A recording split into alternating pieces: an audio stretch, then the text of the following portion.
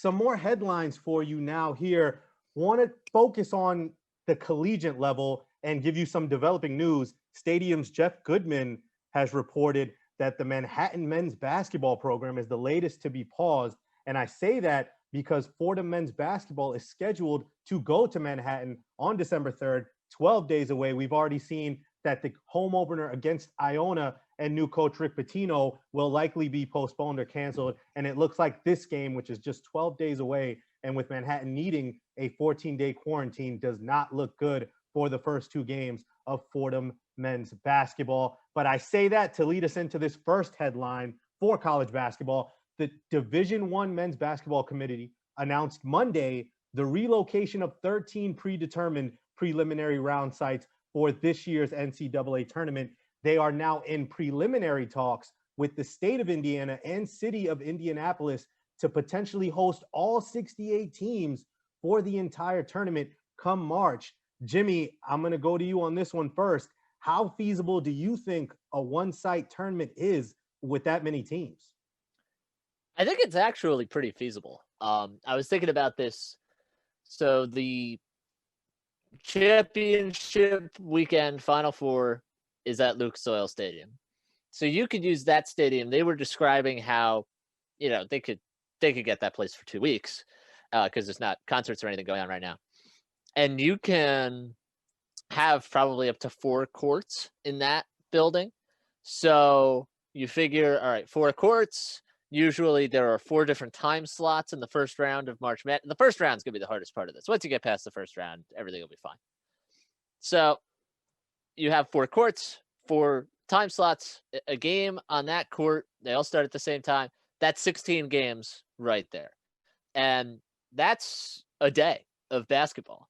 So you could feasibly, I believe, not only do it in one state, but the more I think about this, because you'll be down to 64, they'll have to figure out what they do with the first 4. That'll be probably out of Dayton. Usually it's in Dayton. They'll move it somewhere else. So you're down to 64 when you get to the first round. You do 16 games on Thursday and Friday, you're on schedule. So I believe not only can you do the first round of the NCAA tournament, the whole NCAA tournament in a bubble state, you could do the NCAA tournament entirely at Lucas Oil Stadium. I really believe that's a possibility. Now, are they going to do that? Probably not. I've heard talks about, Indiana's Assembly Hall and Butler's basketball arena. But I think if they wanted to explore that route, they absolutely could do it. So when I heard this, I initially was skeptical, and then I thought about it, and I said, this is extremely doable if they're able to get this done and they can start preparing throughout the season.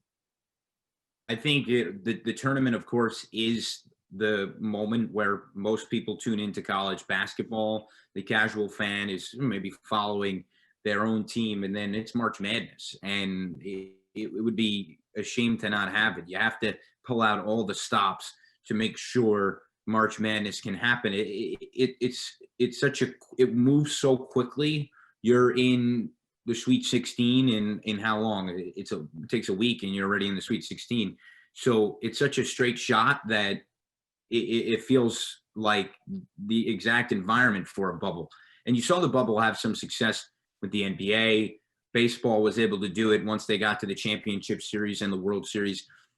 It only makes sense that a plan can be designed. You can have in testing every single day. There's absolutely a way to pull this off the same way the association did.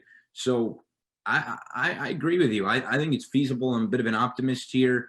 I know Rick Pitino talked about pushing things to May and doing May Madness, and he said in order that the teams can get enough games in for a team like him who is already dealing with cancellations, Iona, and Andrew just brought up Manhattan.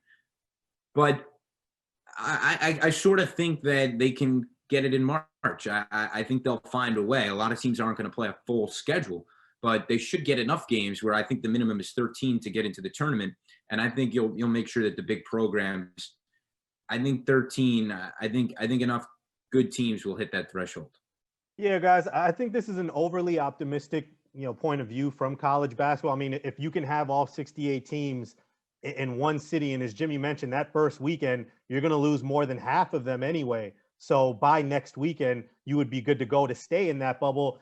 I think the more realistic version is just having 4 different hub sites, the East, the Midwest, the South, and the West have 4 different bubbles for those, make it easier because, again, I mean, I understand, the city of Indianapolis, you have Bankers Life Fieldhouse, you have colleges there, Butler, IUPUI, they have their own places. So there are multiple venues in the city, but I think they'd be better off having 4 different bubble cities working like that, having 16 teams in each bubble city. And then from there, allowing the final 16 teams to go to Indianapolis and finish that there.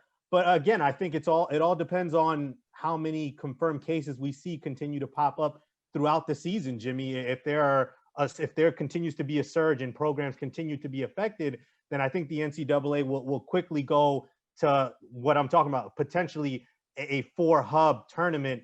But again, I think we are all in agreement, though, that come hell or high water, college basketball is going to finish its regular season and have March Madness after missing out on it, this past year. Yeah, and this season, by the way, is going to be an absolute mess. Because look at it right now. It is November 22nd, early morning. We're sitting here. We've played 0 games. Just look at Fordham. Fordham has played 0 games and had 2 postponed because the first 2 teams they were going to play. Now, the Manhattan game has not been postponed officially, although if they're following the 14-day quarantine, that's not going to happen. They're going to have to. So we're talking about this, and a lot of games have been postponed.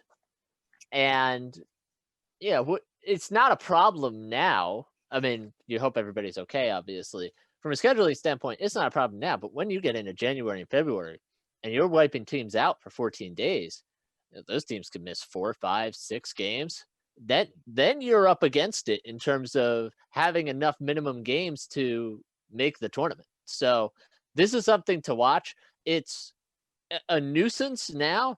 It's going to be a real problem when we get into conference play, and we might have some outbreaks that wipe out teams, within a particular conference.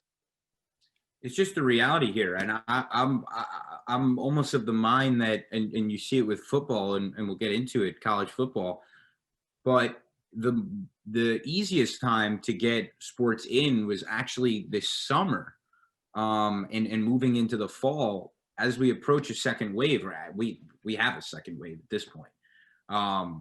It is a little bit discouraging and a little bit nerve-wracking to think about basketball happening. I mean, it's only November now. Think about January, February. It's a scary thing. Yeah, and Chris, you mentioned coaches like Rick Pitino. Obviously, Coach K from Duke has also shown some trepidation about a 68-team bubble in Indianapolis. And I think for a lot of these coaches, they've all kind of said the same thing and echoed the same sentiment. Even after a 14-day quarantine, coaches do not want their players to play right away. They want them to have a few days of practice. And that's why a lot of coaches are saying that teams who experience that 14-day quarantine might not be ready to play another game until maybe another week. So you're talking about 21 days potentially that your team is not playing a meaningful basketball game. And as Jimmy mentioned, you're talking right there, 8 to 10 games when we're talking about teams trying to get to 13, 15 games played to be considered to go to the tournament. It's going to be difficult, and I'm sure there's going to be some leeway, especially if some of the bigger programs experience, a 14-day, 21-day quarantine. But again, as you mentioned, the second wave is here, and college basketball hasn't even started yet, and they're already feeling the effects of the pandemic.